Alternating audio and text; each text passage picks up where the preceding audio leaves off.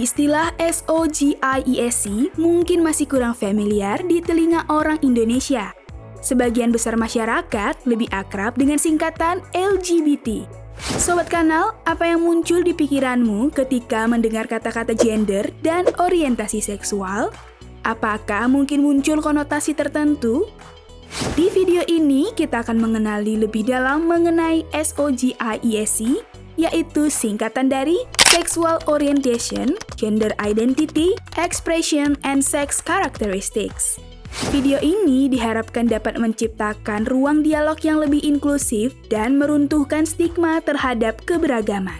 Mari kita bahas komponen SOGIESC satu persatu. Pertama, orientasi seksual adalah ketertarikan baik secara fisik, emosional, romantisme, dan seksual terhadap gender tertentu.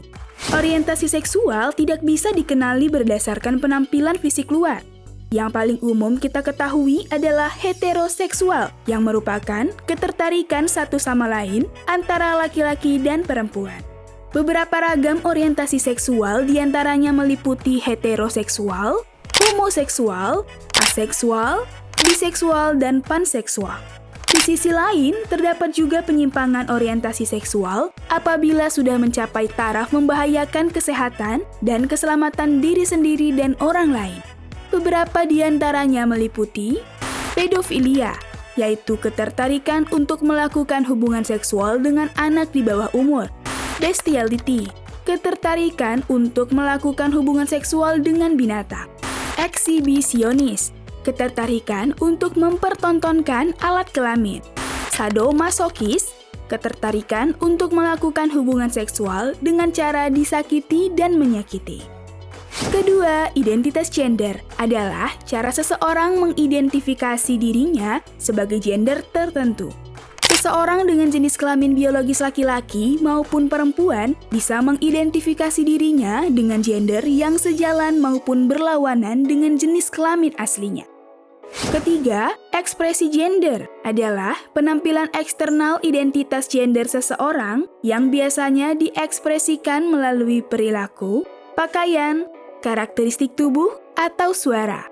Biasanya ekspresi gender dikategorikan menjadi maskulin, feminin, dan androgini. Keempat, karakteristik seksual berkaitan dengan kromosom, gonad, dan faktor biologis lainnya. Karakteristik seks primer berkaitan dengan ciri biologis yang langsung dapat dilihat ketika bayi baru lahir, biasanya untuk mengidentifikasi jenis kelamin langsung. Karakteristik seks sekunder berkembang seiring pubertas. Kelima, selain aspek-aspek tersebut juga terdapat aspek bodily, yaitu sesuatu yang terkait dengan kebutuhan pada transgender, transman, dan transwoman, seperti penyesuaian hormonal, penggunaan implan, operasi penyesuaian kelamin, dan sebagainya. Perlu diketahui bahwa SOGIESC berbeda dengan jenis kelamin biologis yang terdiri atas laki-laki, perempuan, dan interseks yang merupakan bawaan sejak lahir.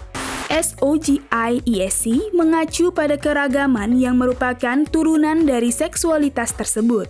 Salah satu alasan yang paling sering digunakan sebagai alasan stigmatisasi terhadap kelompok gender minoritas adalah risiko infeksi menular seksual. Padahal kita perlu memahami bahwa keberagaman seksualitas tidak sama dengan perilaku seksual beresiko yang lantas dikaitkan dengan penularan penyakit. Ilustrasinya dapat dilihat pada gambar berikut.